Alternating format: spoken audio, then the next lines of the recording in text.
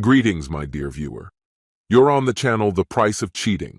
The channel is for those who appreciate traditional family values and condemn adultery. So be sure to subscribe to the channel. Let's get started. Adaptability. That's what our school football coach drilled into us at every practice. I played defense, specifically as a defender, and the coach emphasized developing two key skills: anticipating the opponent's moves and constantly tracking their position on the field. The main secret to a strong defense is knowing what will happen before it does. While I wasn't the star of the team, I performed well enough to earn a full scholarship to a Division III college, where I decided to study business. Margaret entered my life during my junior year. She was a cheerful redhead with a little extra weight, and her bright personality instantly drew attention. We were paired for a project that semester, and, as often happens, things between us developed naturally. Soon, we became more than just study partners, and by the summer after graduation, we were married. That project also opened doors for internships at a large local company.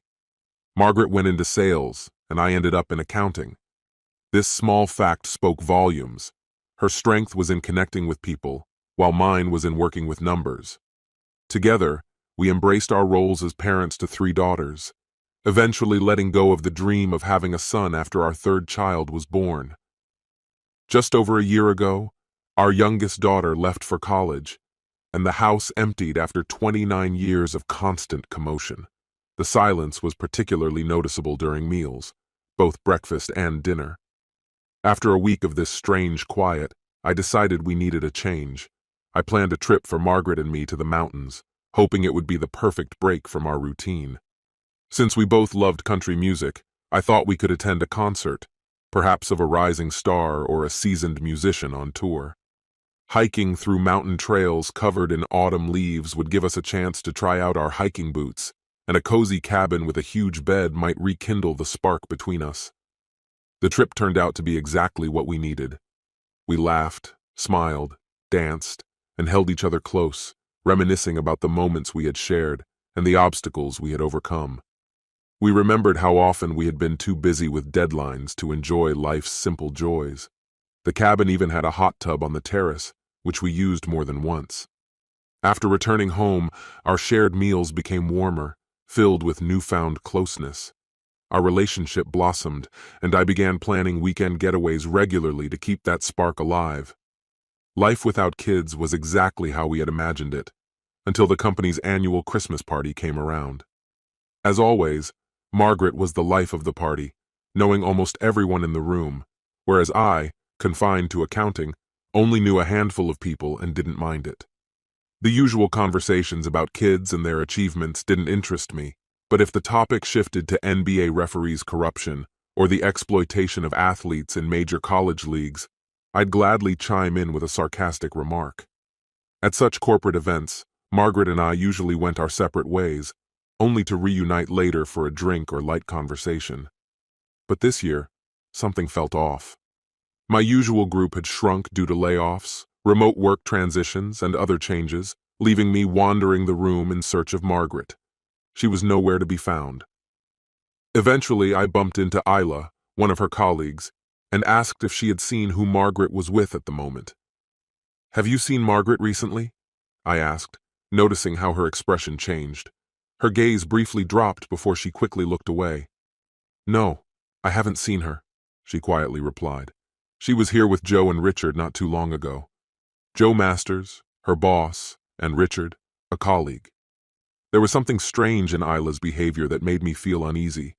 But before I could think more about it, all 3 of them entered the room, laughing and chatting easily, still in their work suits, drinks in hand. I pushed aside my anxious thoughts, convincing myself I was overthinking things. Our eyes met across the room, and her face lit up with a smile. She walked over to me. "Hi, Oliver," she greeted warmly. "Decided to rejoin the living?" she joked, leaving a brief kiss on my cheek. Her carefree demeanor sharply contrasted with the suspicions swirling in my head. "Actually, yes," I smiled back. "Wanted to see how the others were spending the evening." She entwined her fingers with mine and led me toward the circle of colleagues, all casually talking and joking. Everything seemed normal, But after that night, I started noticing changes between us. Though at first, I couldn't pinpoint exactly what was wrong. Familiar routines like shared dinners began to fade into the background. One morning she skipped breakfast, citing an early meeting at work. Later that same week, she canceled dinner. Another work obligation, she said. Our connection, once so natural, began to feel strained, though I didn't realize it at the time. Only in hindsight did I understand that it was a sign of deeper shifts.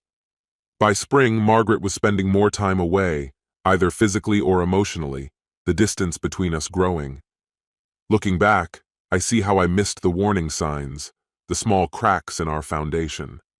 In March, she came home with a sizable bonus, a gesture that I thought was an attempt to make up for the growing distance.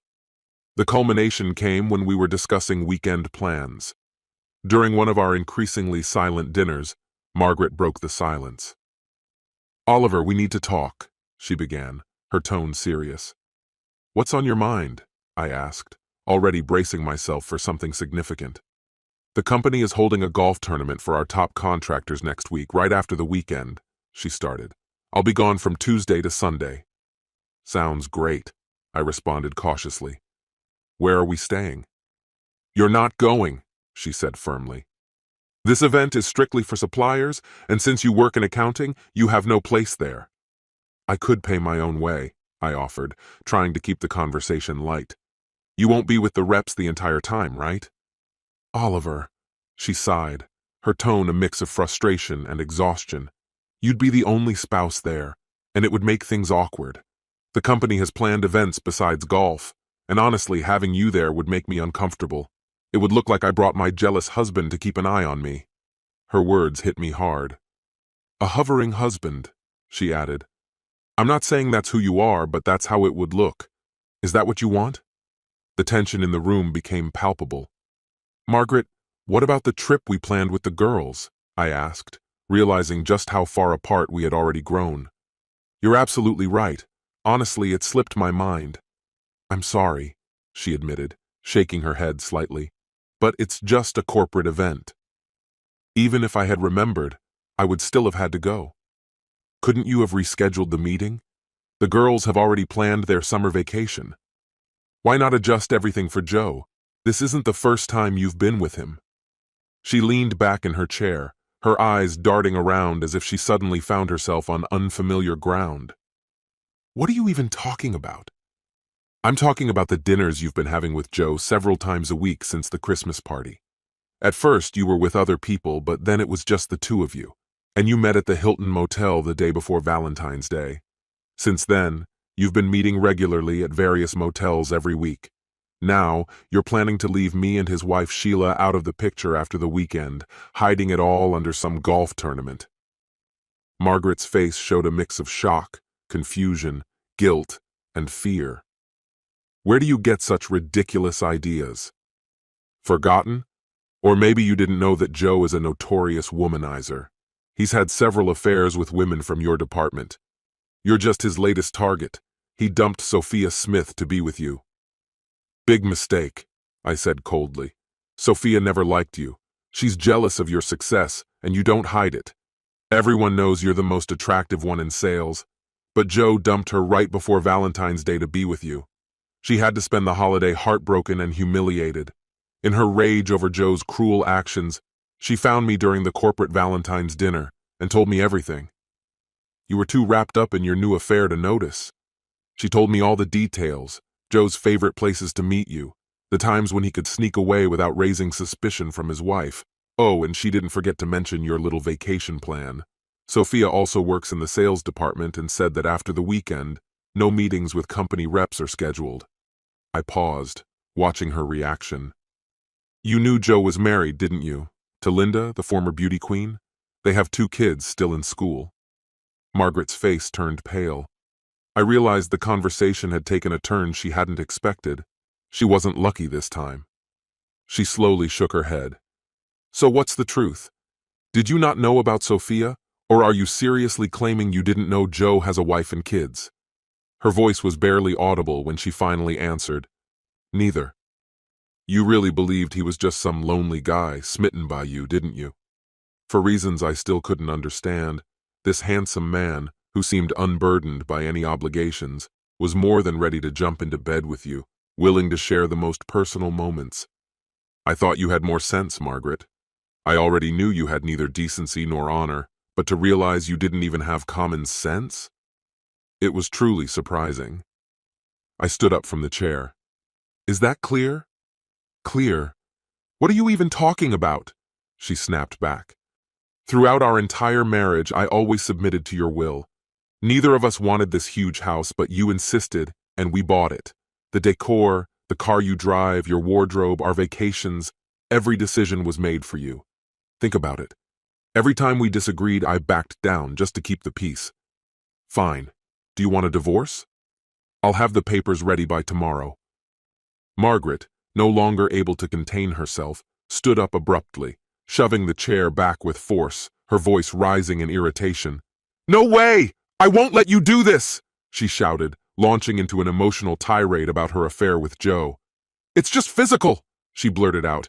It means nothing. I still love only you.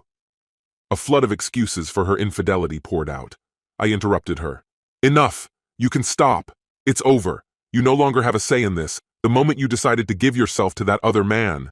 He's not my boyfriend, she screamed. Maybe not, I replied. But the moment you let him into your bed, everything between us ended. I've already taken care of the next steps, and the papers are ready. Isabella, our eldest daughter, saw me leaving the lawyer's office and demanded an explanation. She already knew about you and Joe. I didn't even bother asking how she found out, but she was sure you wouldn't be so reckless. She believed you'd come to your senses and end things with him. I trusted her because I still loved you, so I asked the lawyer to hold off on filing the papers. I waited for you to make a decision, one way or the other. The divorce papers are ready whenever you finally wake up and return to reality. But instead of trying to fix things, you seem to have decided to destroy 2 marriages, ruin the lives of Joe's 2 children while they're still in school, and hurt our 3 daughters, all for another man. In short, you've already pulled the trigger. Isabella knows? Margaret asked in a trembling voice, her tone a mixture of defeat and shock. Everyone knows. Isabella told the sisters. They're all waiting for me to tell them what you plan to do next. So, when are you and Joe leaving? I'm not sure if I'm going anywhere, she mumbled. Oh no, you're leaving. Start packing. Right now, Joe's wife is having the same conversation with him. She's kicking him out today, and he has no other choice.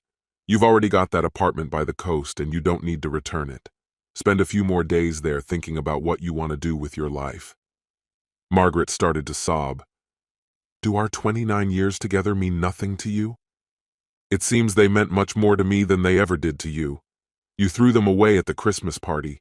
Instead of realizing the mistake you were making, you turned into Joe's plaything until, inevitably, he moves on to someone else. At least I had the decency to end our marriage before finding someone who deserves me. There are still women out there who respect themselves, and I know I'm worthy of one of them. And what about me? She asked quietly. You're not worthy of me, and I regret spending 29 years of my life on you. The only thing I don't regret is my children. This concludes the story. If you like it, then put your powerful like and subscribe to the channel. Greetings, my dear viewer. You're on the channel The Price of Cheating. The channel is for those who appreciate traditional family values and condemn adultery. So be sure to subscribe to the channel. Let's get started. So, how did you end up here? What happened? She asked, her voice tinged with curiosity. I took a deep breath before answering, If you really want to know the whole story, here it is. A year ago, I believed I had everything. I was married to a man who was kind, attentive, and always by my side. We had been together since we were teenagers, and soon after we got married, we started a family. My life seemed perfect. A son, a daughter, a stable career. Somehow, I managed to balance everything. Work, household duties. I was getting promoted at work, and although it brought extra stress, I was proud of myself. My closest confidant at work was Isabella. She had been through 2 messy divorces and always seemed to know everything about relationships. She often entertained me with stories of her escapades, filled with wild nights and fleeting romances, encouraging me to follow her lead. "We're getting older," she would remind me with a sly smile. "Why not have some fun while you still can? It'll bring excitement back into your life, make you feel desirable again." She was persistent. The more she talked, the deeper her words burrowed into my soul. You see, I only had George. Over time, life became a cycle of work, children, and managing the house. Especially in the bedroom, things had become monotonous. I wasn't unhappy, but I couldn't shake the feeling that my life had slipped into predictable routine. After 23 years of marriage, the spark seemed to have faded. I began to wonder if I was missing out on something more thrilling, something that could exist beyond the stable life I had built. But I couldn't live a double life, so I decided to tell George what was on my mind. To say he was angry would be an understatement. He was furious. He absolutely refused to accept it, threatening to leave if I went through with my plan. I tried to calm him down, saying it would only be one night, and then everything would go back to normal. I reminded him how much I loved him, and told him that if he truly cared about me, he would let me explore this and then welcome me back. His response? He yelled and stormed out.